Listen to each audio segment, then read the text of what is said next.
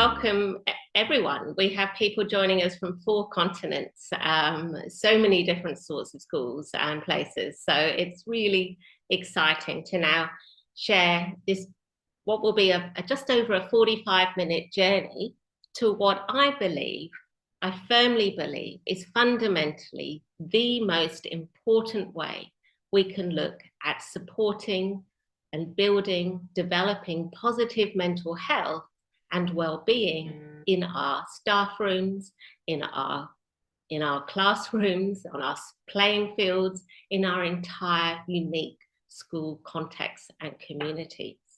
Why do I say it's so important? Because it is an appreciative, systemic approach, and I'm so excited to see so much research coming out now supporting systems development in schools and so many people getting on board with these ideas. It's appreciative, it's about growth, it's about finding what's working and really bringing and building that. So it feels like development and it feels energizing rather than strategies or ideas that are more about doing a complete U-turn or having to feel like, oh my gosh, we've got it all wrong, we've got to do it differently. It's so important because it's equitable and inclusive. So it's not just about supporting those that engage with the program or the strategy. It's about supporting all staff and all students in the uniqueness of their own context. So I'm going to take you on this journey with 3 pathways, with 3 steps. So the first path is to think about, well, why contextual well-being and how is that different from just well-being per se? Why is that so important?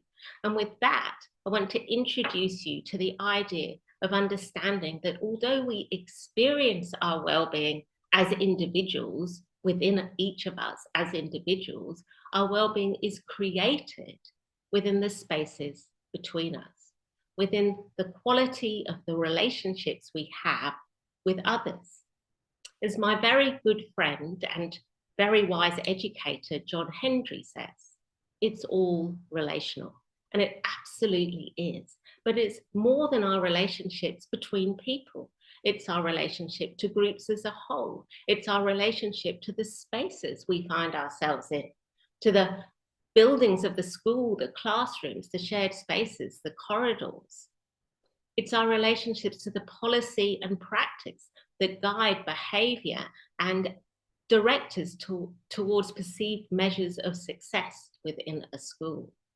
It's our connection to social norms, to the aspects of school life that tell us how things are, what the culture feels like, whether we can trust each other, whether we're kind here, whether we look after each other. So it's our connection to these aspects of context and the way our context connects to us that matters. And this leads us nicely into the second pathway on this journey, which is to ask, well, why is this so important to consider?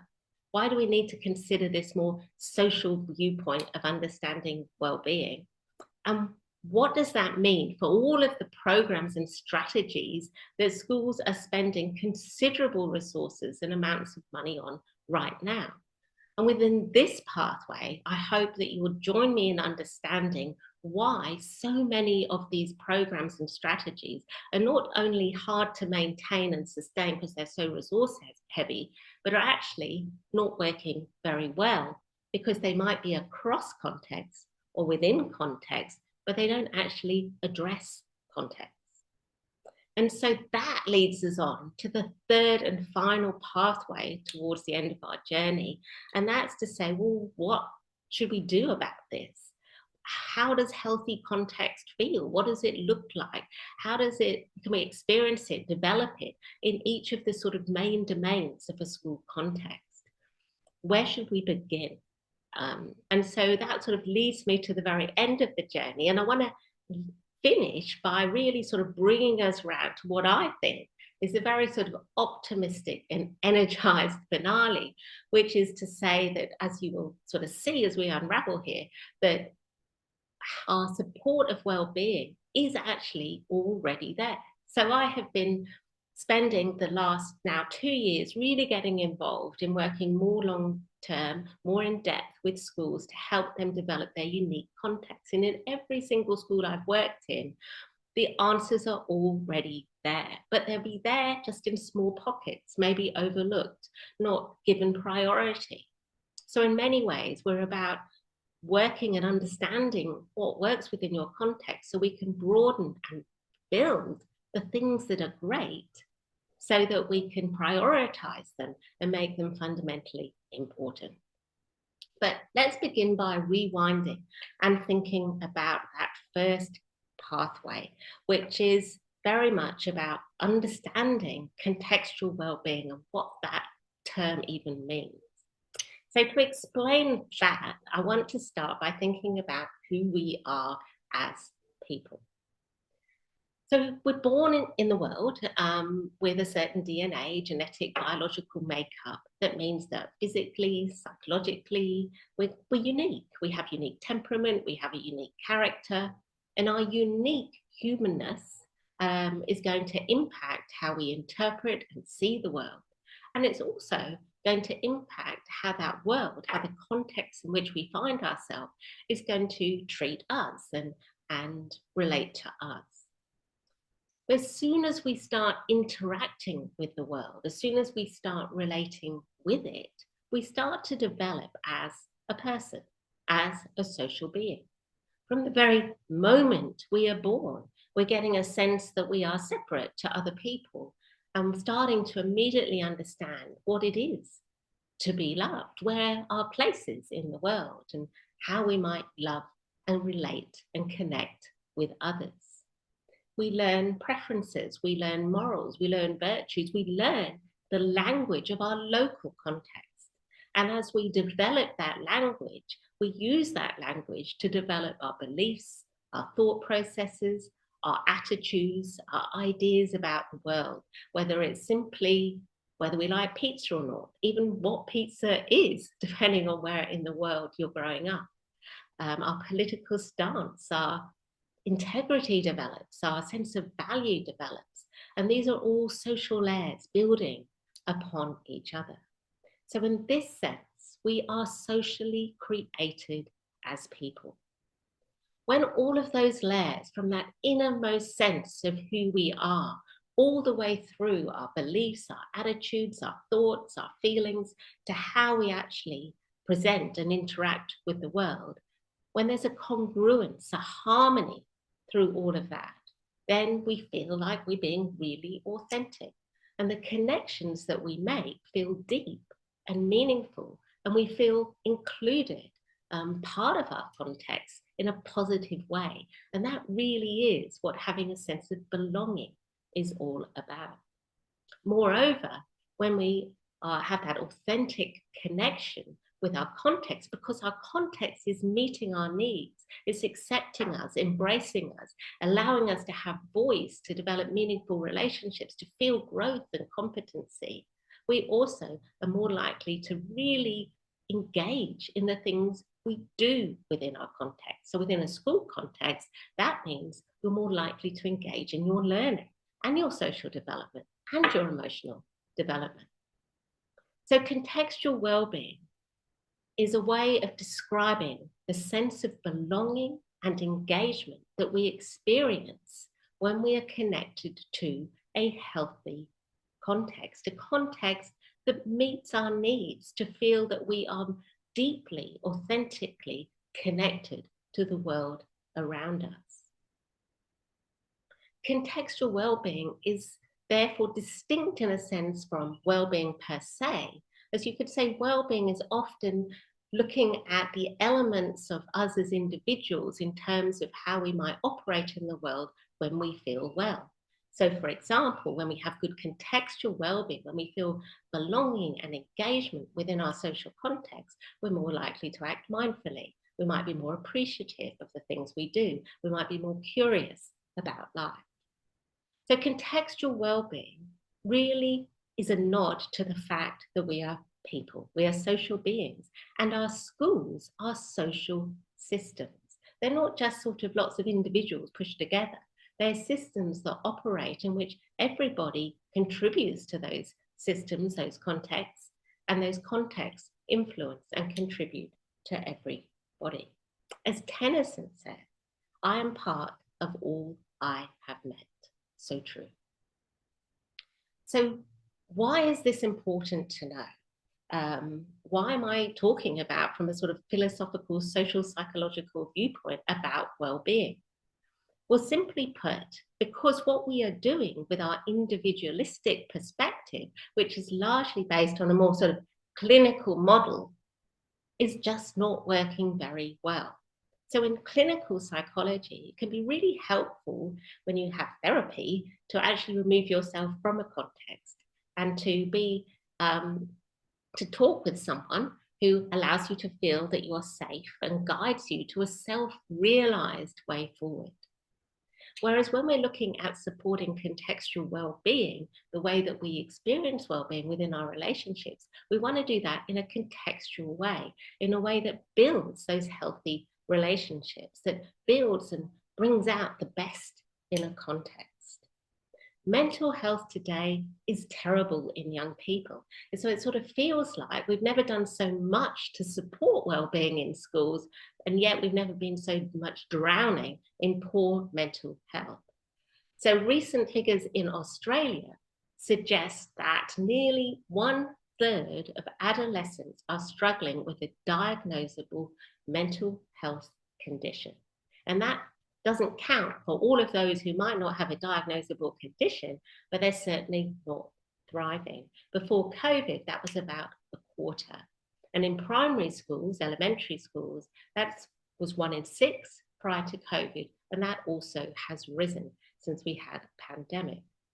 These Australian statistics are very much mirrored in the rest of the developed world. So they are pretty much reflected in statistics we're seeing across Southeast Asia, in the UK, in the States, in Canada, in New Zealand.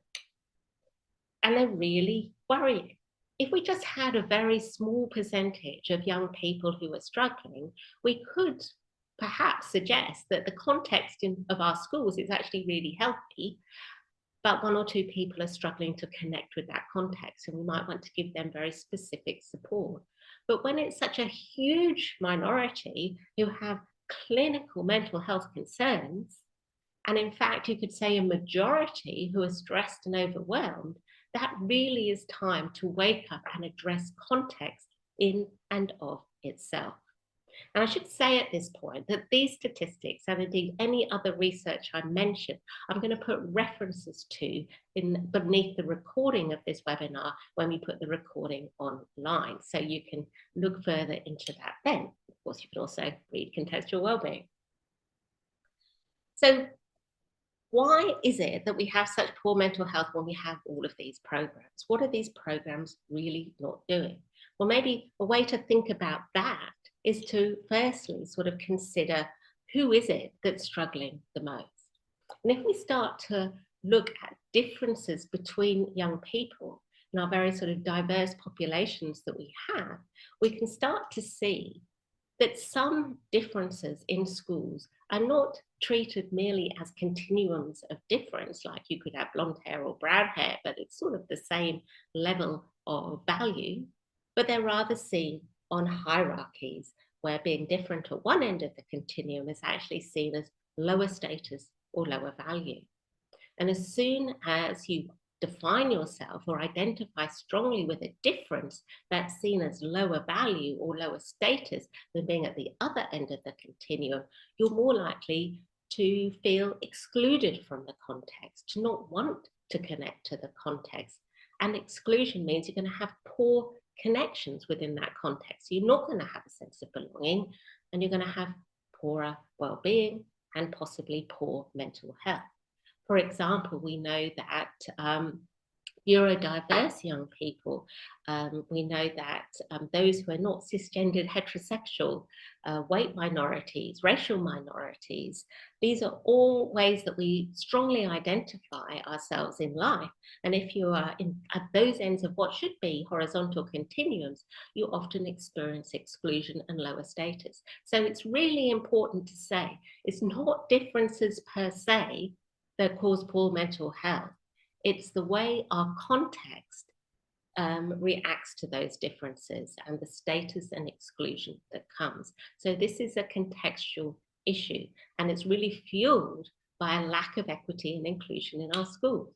We sort of reached a point in time where the majority of school populations are pretty diverse nowadays, and there's a sort of a celebration of diversity, but we often are still confusing integration with inclusion. And I think that's particularly true when it comes to temperament and character. So we're finding, for example, that young people who are very sensitive in nature or more introverted are seen as less valuable than those who are less sensitive or more extroverted. And we see that in the way that the school context supports those at that other end of the continuum, the more extroverted end of the continuum, more fully.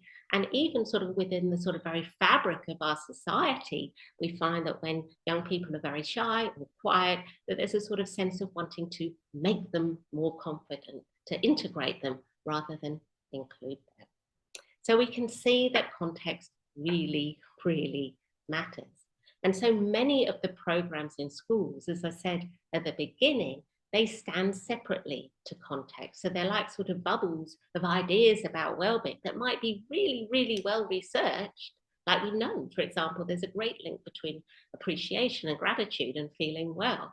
But this sort of bubble of ideas about well-being are not being internalized or taken on board by young people because they're not experiencing it within the context of their daily life. And you can't really just sort of tell someone how to be well. You can't sort of, otherwise, and no one would need more than one therapy session, to be honest. You'd go to your therapist, you'd say, oh, I'm really upset about this relationship, or this has happened, or this.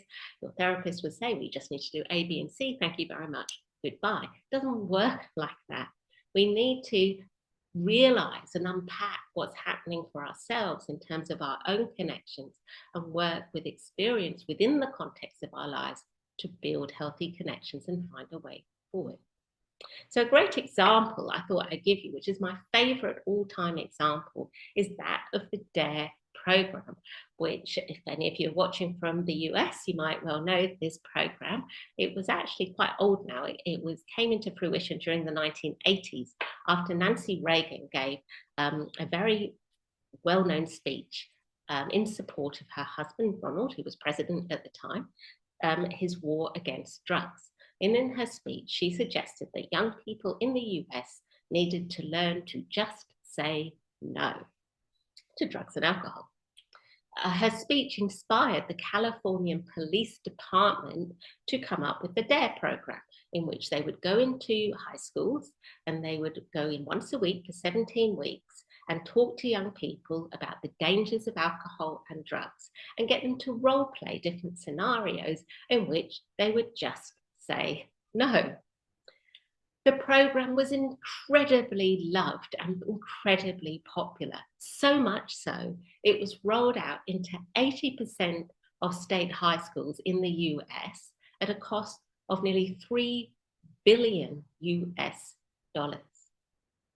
Over time, as you can imagine, there was a lot of research looking at the impact of this program, and all of it found one thing in common. It all found that the program was actually completely ineffective. In fact, in some schools, adolescents and students were found to drink more alcohol after the program than before it. Why? How could such a well-loved, widely spread program fail so dismally? For a number of reasons. Firstly, simplistically, you could say it doesn't matter how much you learn to say no within the classroom if it's cool to say yes in the rest of your life.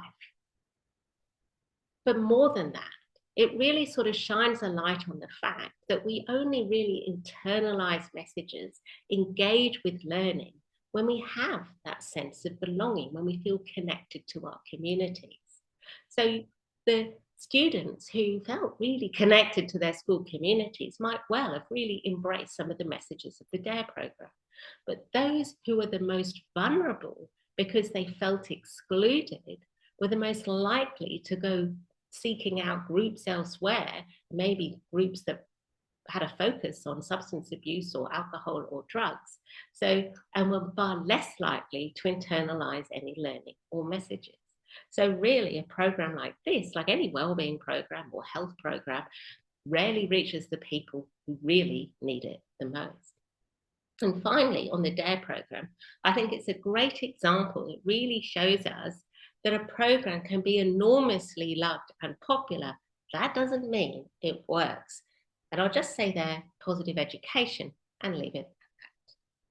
Two other programs I just want to briefly touch on before I move on to sort of move us forward in time a little bit, and more recently the SEAL program, which was social and emotional aspects of learning program, which has been very popular in the UK. And it did actually have good success in primary schools, but then was rolled out into high schools without an awful lot of consideration of that differing context and differing needs of young people. So when it was first researched across 22 high schools, it was found not to be working. When that was looked into a little bit more in detail, it was found that many of the teachers trying to sort of support this program by delivering social and emotional learning were not actually exhibiting social and emotional competencies they were teaching. We can't blame them for that because, like so many teachers, they're often overloaded, overworked, short of time, and then they're trying to be counselors and psychologists and they want to be great teachers. So I'm not blaming them for that, but nonetheless, it really shows that if you don't experience something, it's hard to internalize something. That has now been addressed and the program has been found to be more successful since, and that's important to say. And then the final one I just want to touch on, which is very much used today, is the Pen Resiliency Program. And this is Seligman's flagship program, although he wasn't the one that actually developed it. And it's been used so widely, again, especially in the US, but also in Australia and around much of the world. It was rolled out across the US Armed Forces at great expense and also to a lot of schools. And yet a multitude of research, in fact, recent meta-analysis has found that it simply doesn't really work to reduce anxiety or depression in young people and to allow them to be more resilient, and the same actually for those in the armed forces. And that really is a call to say resilience isn't something we can sort of stockpile in advance and then wait for something bad to happen and then we can be resilient, but rather it is an experiential, contextual thing. It's about building connections within context so we have a strong sense of ourselves. So when something goes wrong, i.e. a connection falters or is broken completely and we feel that sense of loss, we still have a strong sense of who we are in the world. So simply put, we need to really thinking about shifting our context. So at best, it's more in line with some of the messages of these programs.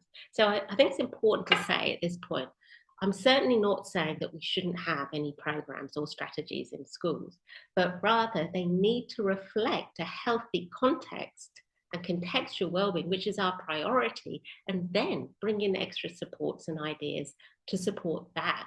Don't think you can sort of stand them alone without paying attention to what's going on in the context, or else you end up with a sort of Mindfulness Monday program in a context that's full of overloaded homework and tests and competition. And you can see the difficulty there.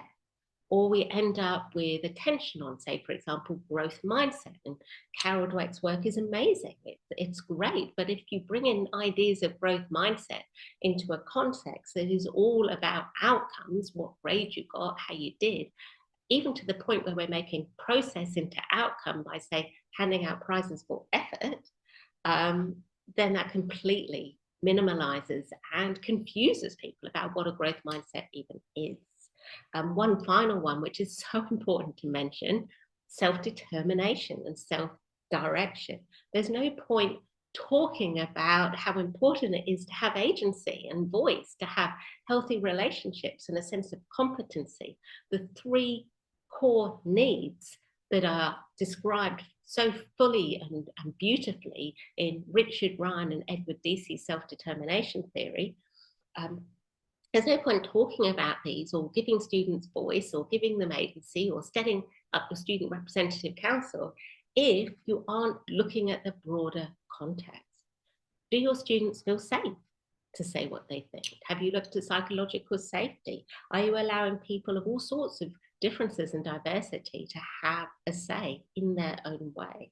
Are your relationships based on mutual respect and understanding and kindness and caring without hierarchies that say some people are a bit more special than others? Are you allowing everyone to develop a sense of competency? Or are you saying we actually have this special sort of gifted people over here we're going to give lots of creative opportunities to, and not those over here? So these are challenging things because our context of our schools are so set up in ways that are judgmental, hierarchical, competitively based, and very much focused on outcomes. But I can say very clearly that if your context is there because of history, it's never going to make history, not in a positive way anyway. So fundamentally, I feel that the most important thing we can do as an ideal for sort of starting to shift our context is to think about, well, what is this school about? What are the measures of success we want for young people in a school environment? And I ask people this question. So if I give this talk to parents or to teachers, and I ask them about how much academic outcomes matter, as a first question, they would tell me, yeah, they matter. And absolutely they do. You know, numeracy, literacy, academic rigor, learning. I wouldn't be where I am if I hadn't had all of these aspects of my education.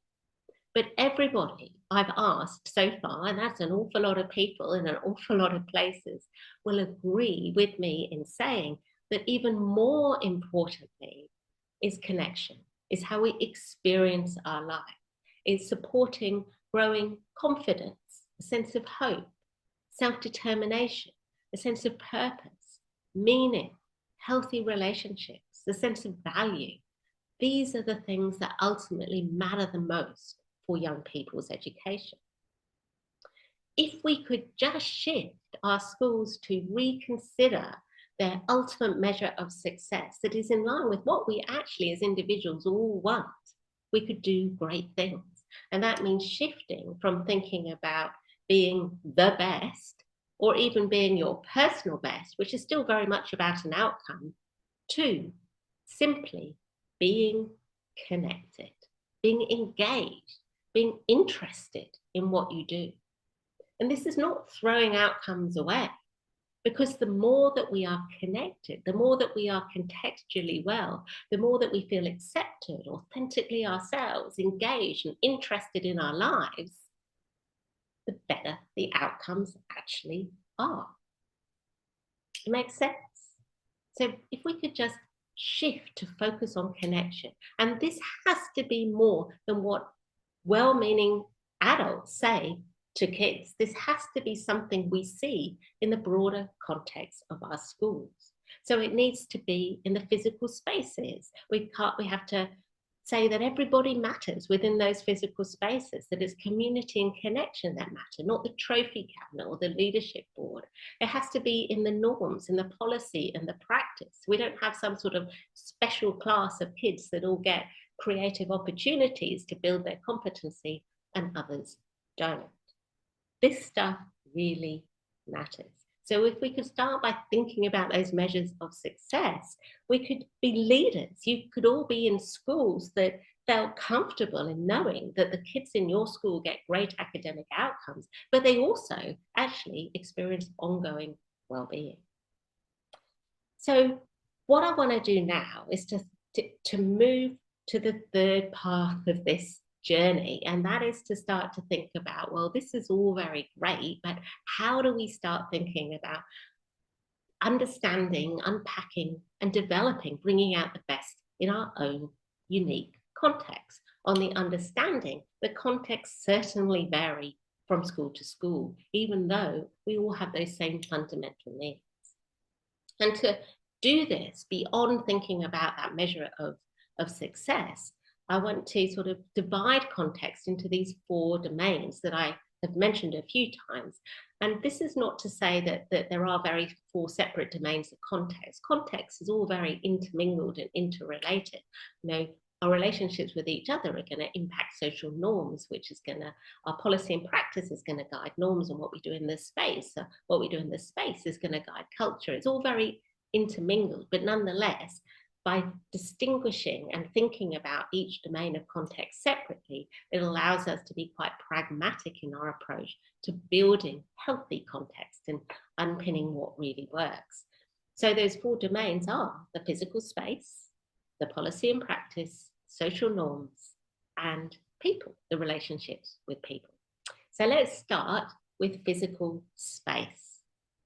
So an absolutely easy way of thinking about how you can develop and bring out the best context here is to think about nature. We are all hardwired to connect really deeply with nature.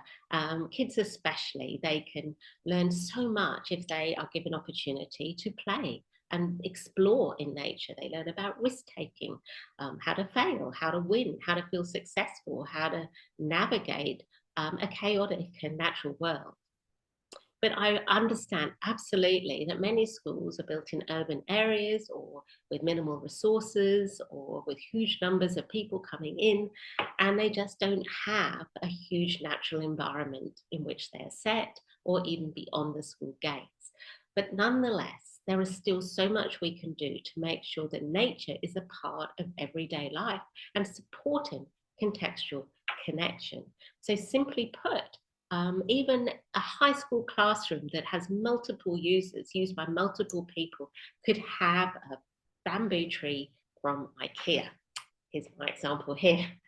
You can bring in primary school classrooms where there's much more ownership over the class. You can have herb gardens, you can have plants that need watering, you have plants that need watering throughout a school, and give students responsibility to keep those plants alive and nurture them. In a natural environment, we can make sure that we decorate and use natural materials and colours and really understand the more we can have natural light and temperature, and the better that we will do, because the more connected we feel. Beyond that, thinking about the physical building, what's really important here is to start thinking, does the space in which we find ourselves, and here when I'm working in a school, I always go on a tour of the school, preferably taken by some of the students who tell you all sorts of interesting and useful things. And when I walk around a school, it gives me a good sense of what matters to the school, what really matters in how they define success, even if the individual people within the school would say something different. So here we're looking at how the community is used, how public spaces are used. In better resource schools, there'll often be a sort of, nowadays, a shiny wellbeing building or wellbeing resource. And it's really important that this is not just sort of the reflection of some sort of architect's dream, but rather there is actual buy-in to that building with those that use it. So this is about having discussions with people who use spaces. So if, for example, you have two classes in an open plan room, how do you talk about sharing that space well, rather than just competing and getting louder and louder against each other? So think about community continually. And most importantly, think about what you put on the walls. Does the messages you put on the walls in your reception, outside the gym, on your classroom walls, and on the doors of your classrooms, do these messages say community and connection is what matters most here? Or do they say, actually, it's outcomes? And I've been to schools, especially I think in a lot of Hong Kong and Singapore, it's quite popular to put trophies on your desk, to put merit cards on your classroom doors. That's saying, actually, it's outcomes that count.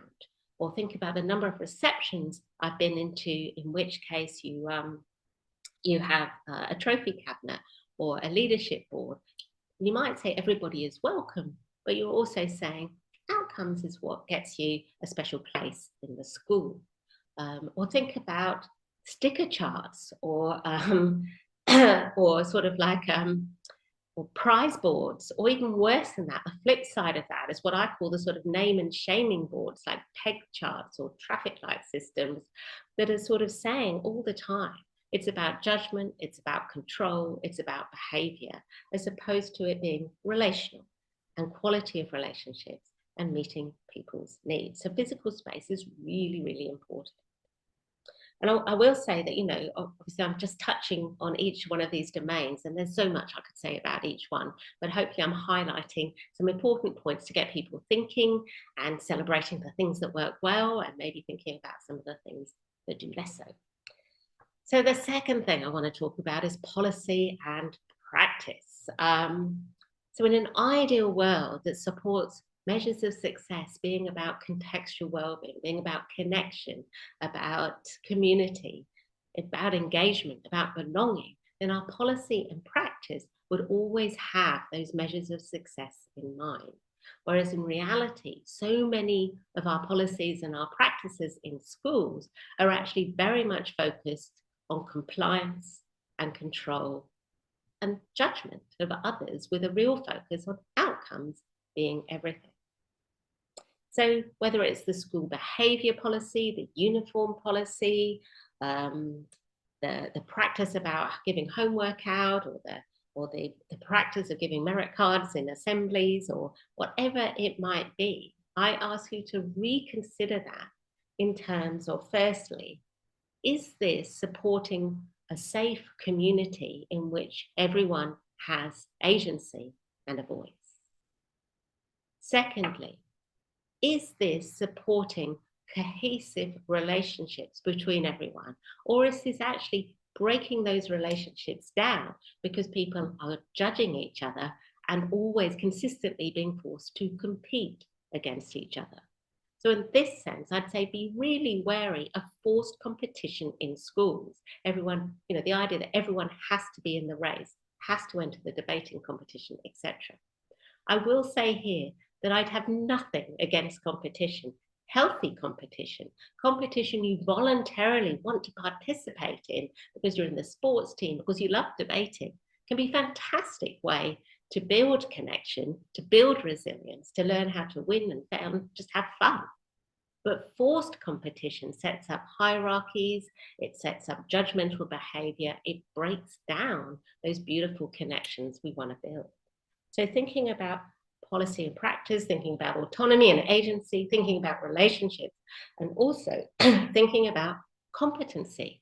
Does your policy and practice support growing competency in all members of your community, with an expectation that every child can achieve high learning outcomes if given the correct support? So all too readily, we try and sort of group young people according to their potential, the sort of academic potential that they arrive with in the school.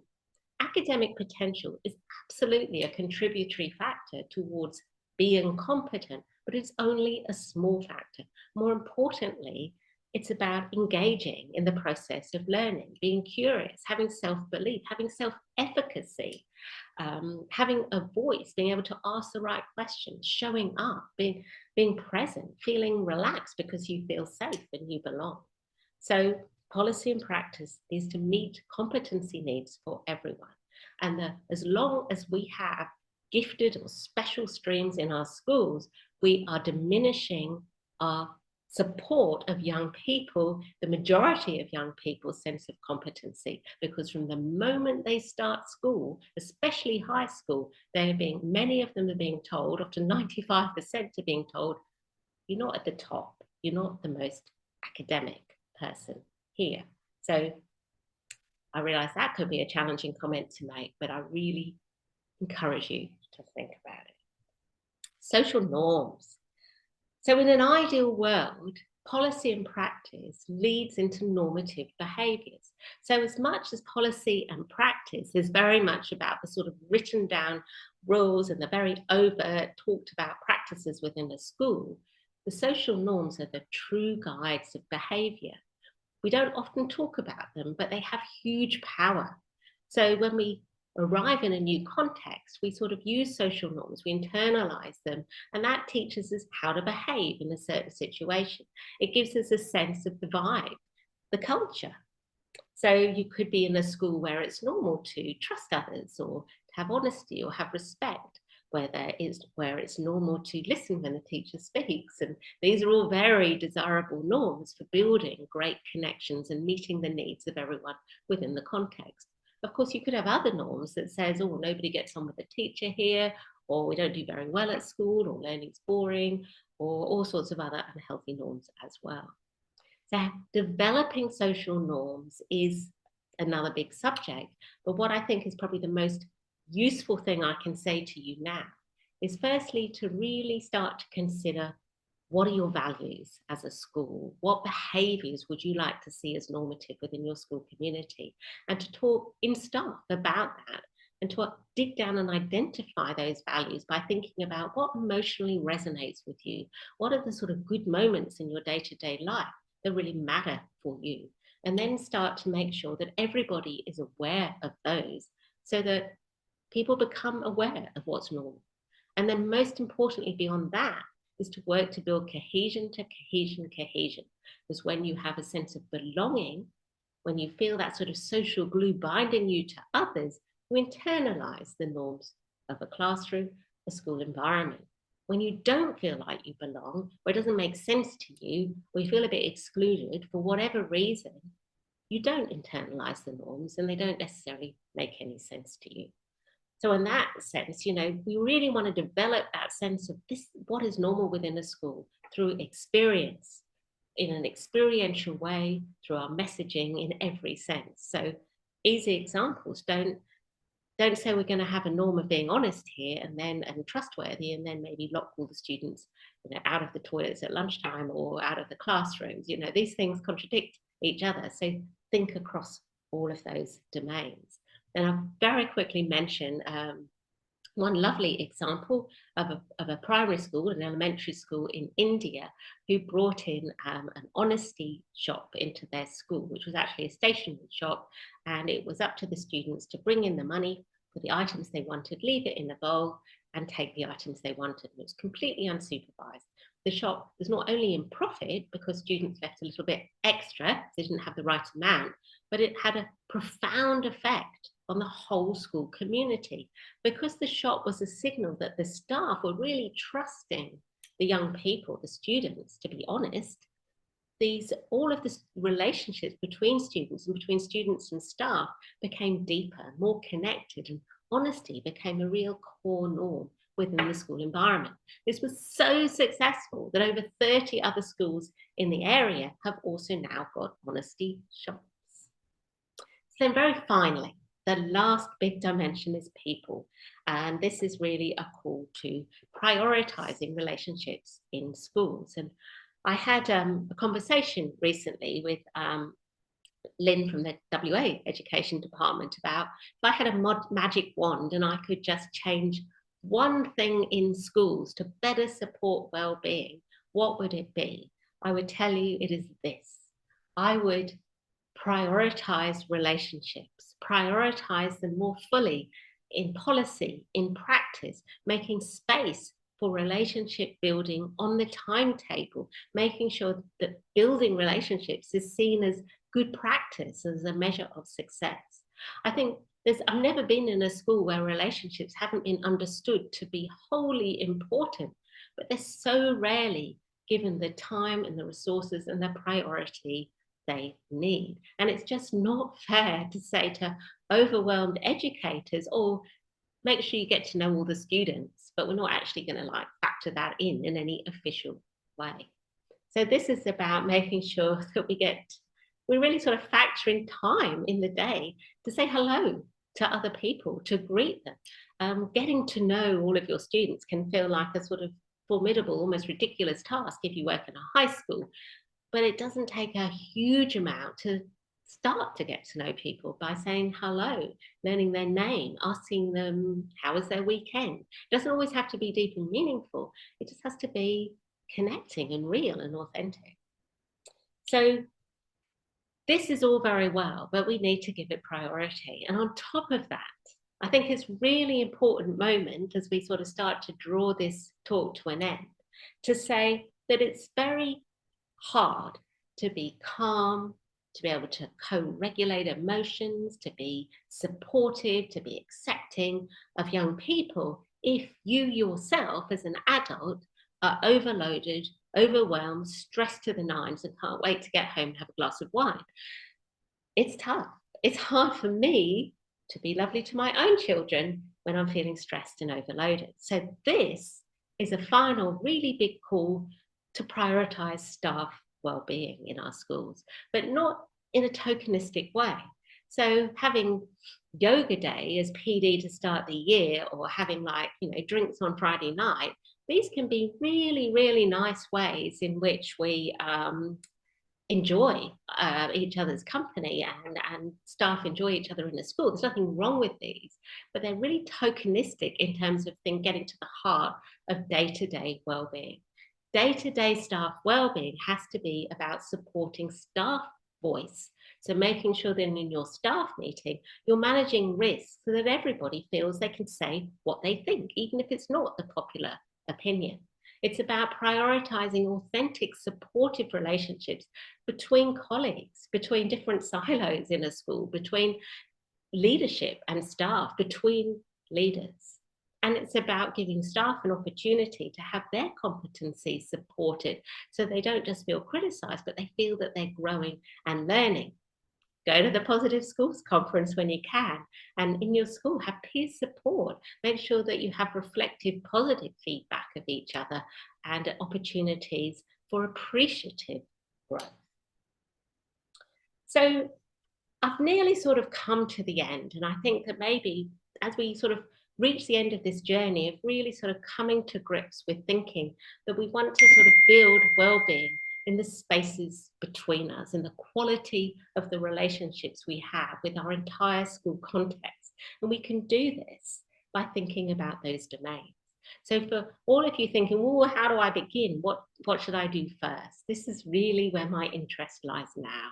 And this is going to be what contextual wellbeing number 2 will definitely be focused on. But now I want to really say, I suppose, 3 things to sort of finish this session. And firstly, make sure you spend time and take time to really understand what contextual wellbeing means, what a healthy context looks like for you, what your measures of success are. So set the scene well and encourage conversations to encourage buy-in. No change happens without buy-in. Secondly, take time to do an audit of your own school context to discover the gems, the golden moments, the things that are working well that you can really grow and build on, which leads me into my very final and third thing to say here, that I really do believe, and I found in every place that I've been, there will be beautiful gems of wonderful things happening. There'll be those teachers that have incredible relationships with students. There'll be strategies that work really well to support student voice. There'll be little sort of moments where the most struggling students suddenly had a sort of leap forward, got engaged and felt confident. It's about uncovering these moments, because those gems will be there in your classrooms, in your staff rooms, in your whole school community. And our job now is to broaden them, to build them, to give them priority so that they shine a light on everyone. Okay, ta-da, thank you very much. And welcome back, Maggie. Whoa, I've got some fabulous questions to ask you, but can I just throw a couple of my own? That's one of the priorities of being co-host. I go first. Okay, so one of the things I think gets in the road still is that it takes so long for our school systems to move from behaviorism, right, to understanding what you're talking about, because it's still embedded, isn't it? We've got to punish those kids whose behavior is unacceptable, rather than recognizing that that may be a stress response, that may be a response because the child hasn't got the capacity to make a better choice, you know. And then you and I both on the same page of, overloading the rewards and the certificates. Do you think that this is one of the challenges why it's hard for us to bring this in? Because that's so deeply embedded into our systems? Absolutely agree with you. Totally. I think that we have to sort of, I often say it's about moving from Old Testament ways of doing things to New Testament approach. And yes, I think it's very easy to get caught up in justice and tooth for a tooth, eye for an eye type mentality. You know, someone does something wrong, they must be punished. Do something right, they must be rewarded. Yeah. As opposed to understanding, it's not, our job is not to control students. It's not to garner sort of some sort of like controlled judgmental obedience. It's rather to support independent thinkers, self-directed young people who make good choices when we're not around. And that is about helping young people to have their needs met. It's about building quality relationships. And the more that we rely on sort of those outdated models of justice and punishment and reward, the less we're going to focus on quality relationships. And in that, I'll also say, and I know you agree with me on this, Maggie, because we've spoken about this before, I think it's so important that every educator arrives every day at school knowing that even that kid that pushes all your buttons and drives you totally insane is doing their best. Absolutely. They're not turning up to deliberately choose those moments. No. And it's about, but they don't always know the best way to do that, or they might feel excluded or angry or not upset, and we should constantly let people reset, try again, hold our belief that young people. And I think that also applies to our kids, you know, the neurodivergent kids who've experiencing trauma. Yeah. We know they've got less in their nervous system to be able to, before they can have a tipping point or a meltdown. Okay, second big question. Do you think, you know, because I taught in the dark ages and we had time and we didn't have the digital technology that was there. Do you think it's harder for us also to develop those authentic relationships when they're spending so much time in our classrooms interacting with a screen? Oh, such a good question. So glad you answered it. And I have to say that all of the schools that I have worked in depth with in the last year, so it's about sort of 6-7 schools, I have had the same issue has come up in primary schools as well as secondary, in that students, but especially in secondary, are spending huge amounts of time on technology in classrooms. So we've sort of advocated for and shouted for that phones to be banned in schools, and that's now finally happened across Australia. Hurrah. But nonetheless, everyone's got this sort of device in the form of a laptop or an iPad. And one, even if the students are actually working on what they're supposed to be working on, they're still disconnected from the class because they're working with the screen. Relationships. But more than that, every student that I've spoken to has told me they've been in classes, some say every class, where there are students at online shopping, you know, watching a bit of Succession, messaging friends. Who knows? Absolutely. It's endless. Gaming, that's popular amongst boys. It's all sorts of things. So I think we have to ask, you know, is the way that we are supporting technology use in schools actually the best way? Is there something we could be doing differently? Maybe I also love that, you know, as you explored through those programs, how, you know, the evidence was quite different to the intention. And, you know, some of the things you talked about, that not only the physical environment, but something that can reach the most vulnerable students. We've had huge shifts in school environments where the school, and often it's the parent body, does up the toilets. Right? Let's have the most beautiful, loving environments to go to the toilet, because the worst place in the whole school is usually the toilet. And what that does, it picks up something in all students because they all tend to use it, or they get the therapy dogs in. And, you know, we've got students turning up because the dogs are there. Like, you know what you say, again, sometimes that what moves that sense of, you know, there's something really welcoming here, that you feel this is a place I belong now instead of being a place I don't. So I'm going to dive into a couple of other questions, if that's all right. What you do, just to reflect on that point, I think that those things, it's funny because John Marston, I remember him saying that at one of the conferences, saying, that check the toilets out if you're going to start in a new school. But I think that it sort of signals that you value the students in a sort of bigger way than in terms of their performance, doesn't it? And that value leads to status, leads to inclusion, connection. I went to a school in the remote Western New South Wales at one point, and I was there a little early, and they said, you can go to the staff room. And I went to make a cup of tea, and there were no tea bags and no coffee. And I went, whoa, you had to bring your own. And I thought, whoa, okay. It didn't give me that sense that there was a lot of, warm, fuzzy environment. Okay, so we've got one question that a person's asked, and that is, why do you think contextual wellbeing is so hard to implement in Australia, particularly? Because you're one of ours and you do a lot of this. Why is it so difficult? Well, I don't think it is difficult per se. In fact, I think it's actually very grounded and practical, and you are the common sense queen. I think it's very common sense in many ways. The difficulty is more in that it challenges historically deeply embedded ways of education, patterns of education, and many of those have actually, well, I say deeply embedded, many of the ways that we try and support behaviour actually come from the 1970s. Partly the self-esteem movement, which was so horribly misfired. This sort of belief that we just tell everyone they're great and they will feel great. Yep. That's why we have the prize in every layer of the parcel and give everyone a ribbon, which actually never tell anyone no. Oh, well, that puts more focus on outcomes, not less. That's a disastrous idea. Yep. Coupled with that, psychiatric hospitals developed token economies during the 70s and 80s. I know, because I was nursing in one of those psychiatric hospitals in the 1980s.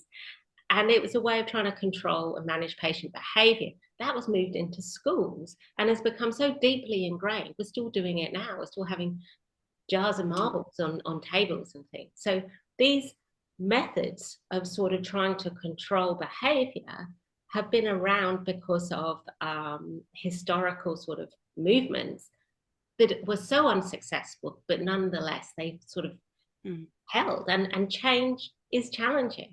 So even when it makes sense, change is challenging.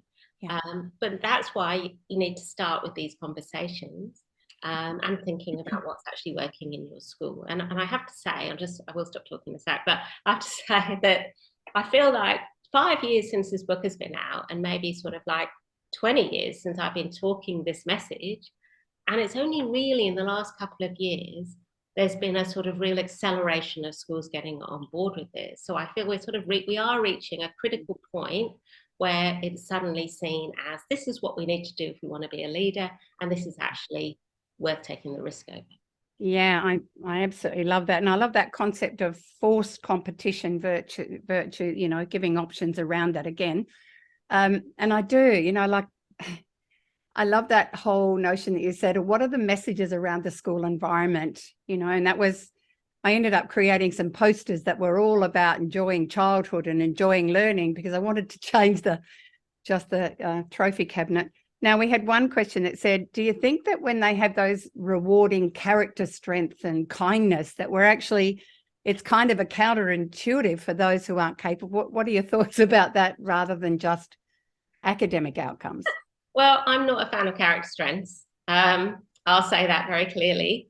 The problem with character strengths, and I know that there's a sort of, I would just clarify, I think strength-based feedback, looking at what's working for a child, and bringing out and building and putting the focus on how they can engage with their learning because it's working, is a great thing. But character strengths, in my mind, are ways of judging how a person behaves or experiences the world according to a sort of on a hierarchy of positive to negative, and that's challenging in itself, because it's sort of negating the power of context. There is no way of being or behaving that isn't a strength in the right context. So for example, if I just sort of lost something really important to me and I'm really tearful and distressed, that's a really healthy way to be. That's a strong way to be, because it's appropriate in that context. So I don't like the idea of characterizing any sense of how we are according to a strength or a weakness. And I don't like the idea of putting people in a box and saying, oh, this is your personality. Much better to say, what sort of behaviors and attitudes would really enhance this context? What can we bring to the context, rather than who are you as a person?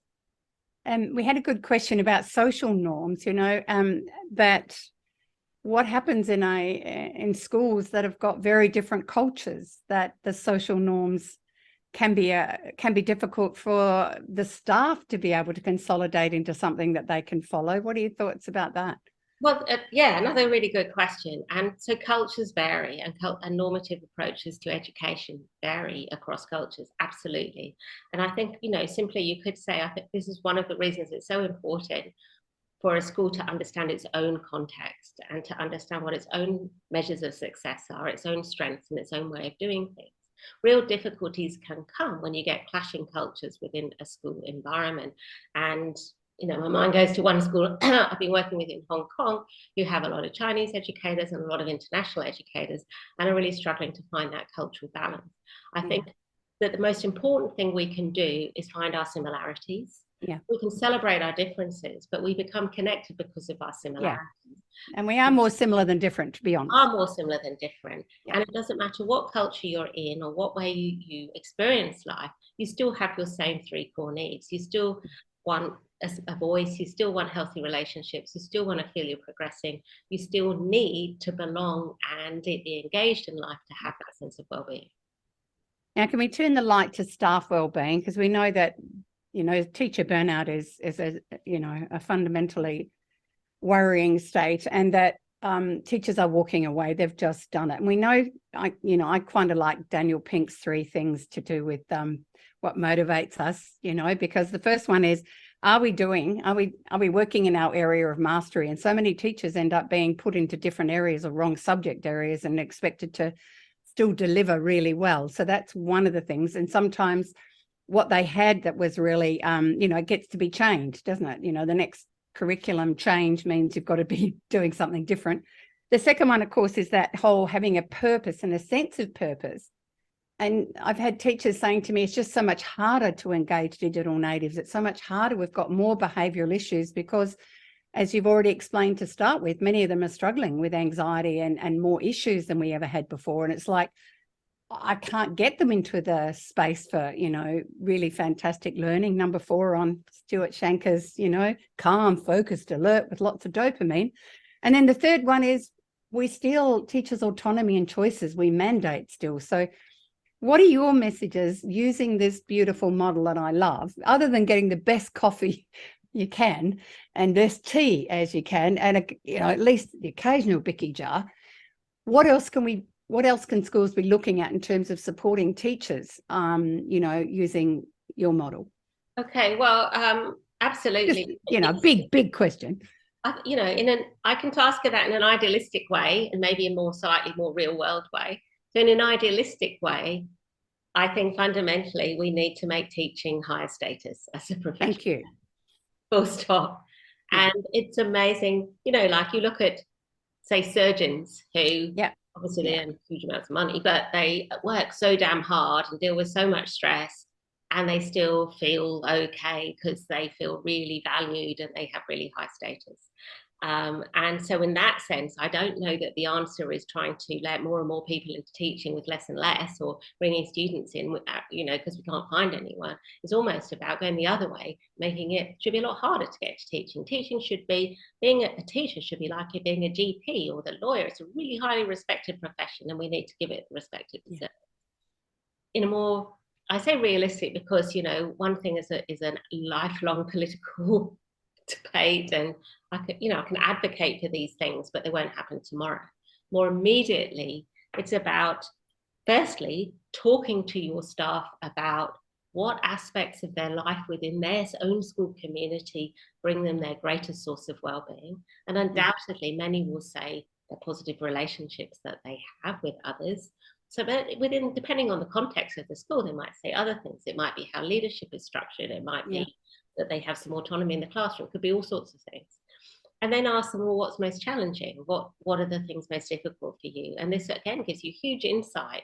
It might be how departments are structured. It might be timetabling. It might be that the measures of success of the school don't seem to fit at all with how they've been told to support young people in the classroom.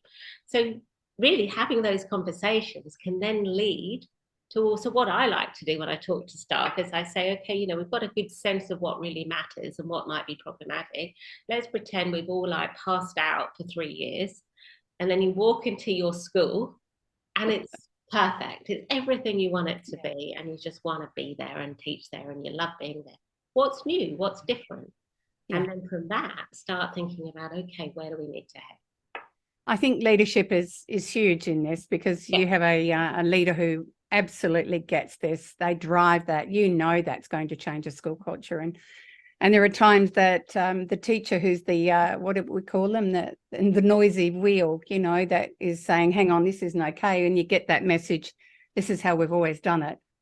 Can I just share my metaphor that I shared when I was working in schools around, you know, surviving teaching long term? And that was to use the metaphor of taking your lunchbox to school with your sandwich, which is very healthy and probably gluten-free for some, but the apple, you know, and maybe something, you know, delicious to get you through the day, even if, but what you come home with, and this is also what influences us, and you're doing the same thing, is our relationships. So that if all I bring home to those I love the most is the crust and an apple core, then you will run a risk of absolutely burning out. And that if you can wrap a Tim Tam in foil and leave it in your lunchbox and don't eat it at school, because you do need to be able to bring, you know, the best part of you, if possible, home to those you love the most, even if it's, you know, even if it's a dog, because that, we know that drives that, right? If I haven't got anything for those, you know, that's because we're social beings. And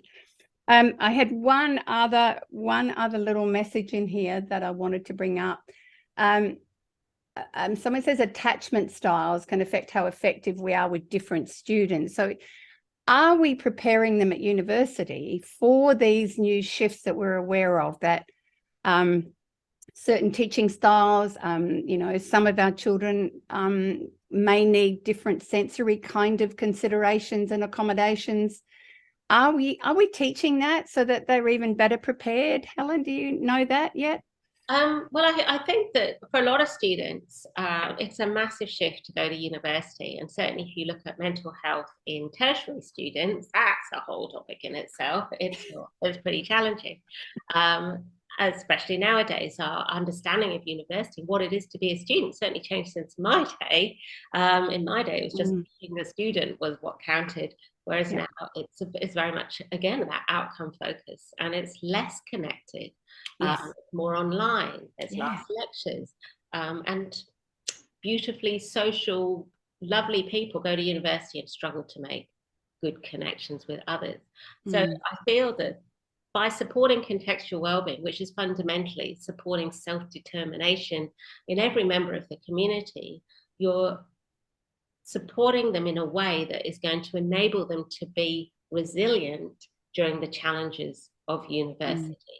Whereas if we're too sort of controlled and judgmental and sort of like telling everyone what to do and not focusing on self-determination, that's when they're really going to crumble, when they do get to university and suddenly they have to be independent, self-directed, and it's tough. It is tough. So,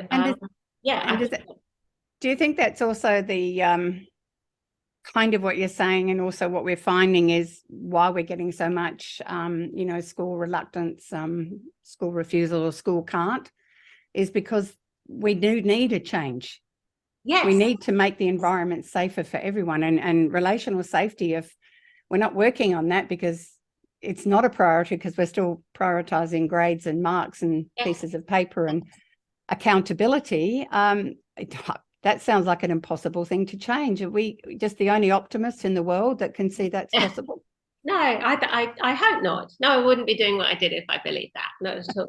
And it's interesting what you say, though, because school refusal is one of the most sort of like biggest concerns, I'd say, of schools at the moment, and not just school refusal, but school reluctance and anxiety about being at school. I think in part, anxiety in young people is at an all-time high, and that's going to play out in all sorts of ways. But beyond that, and this is my own theory, so I haven't got any evidence. Throw it out there. For this, but I wonder if a lot of the time spent out of the classroom during the pandemic has actually given young people and their families an opportunity to stand back from the school context and see it for what it is. It's like the fish doesn't see the water when it's in it, but you know, if you take it out of that, it's different water, it sort of can see what's going on. And I think that maybe an awful lot of the inequities and the issues of school context now come into view much more clearly for a lot of young people. Thank you so much. Now, as we wind up tonight, what are you up to next? I'll let you, I'm working on I thought it was my last book was the last one. So I'm secretly working on my next and final book, my 10th and final. So what are you up to? You tell me about your book first. What's your 10th? Well, I decided it sits beautifully on what you started with today, and that we can't get our teens to see people to help them with these challenges of, the normal bumpy bits of adolescence. So I'm writing a book for parents to empower them to know they can do so much more. It'll be called Help Me Help My Teen. Oh my gosh. Well, with 3 teenage daughters. Yeah, I'll send you a copy, but I don't think you'll need it. Write it quickly. That's right. Absolutely. And well, that's good. And for me, I'm really enjoying working more in depth with schools and helping them to really understand their context and to build that in a way that feels appreciative and energized and enthusiastic. I'm writing busily. So we both are. Yeah, when I can. So Contextual Wellbeing Part 2. And yeah, so taking I love it. And thinking about, okay, so what now? And how do we actually make this work? And if, I'm not going to be in your school, but at least you could get this, you could use it as a framework. Yeah, I love it. And Positive Schools, I can't not mention that. Yes. Getting ready. So we had Positive Schools in Queensland earlier this year, but we've still got 3 up and coming to go in starting off in Sydney in October, then to Melbourne in November, and then finishing my home state of WA also in November. So, and I'm doing a pre-conference workshop on motivation about talking about competency as ever, lots of lovely people on board, including Tim Cope, who's also in my cartoon picture. Nice, yes, I remember that. So, I'd just like to apologise to everyone if we didn't quite get enough of the questions in, but I think you'll agree with me that she stirred you up. So I really have to avoid going to Positive School conferences because I get so excited. I want to go back in the classroom, and yeah, that wouldn't work. So can I thank you again for everything you're doing, for stoking the fire for all of the educators all around the world, and to thank everybody for participating, being a part of this, whenever you do it. And just know that we absolutely, I've got your back. We value every single thing that you do out there in the role of education, and try not to leave, but do take care of yourself as well. Absolutely. Thank you so much, Maggie, for joining me. It's been great to see you and to have you join this session. Thank you to everybody. And questions we didn't get round to, please, when the recording goes up, feel free to ask then, or just contact me. I'm always contactable. But thanks again. Have a great week, everybody. And I'm sure we'll both see you soon in some capacity. Yay. Take care. Bye.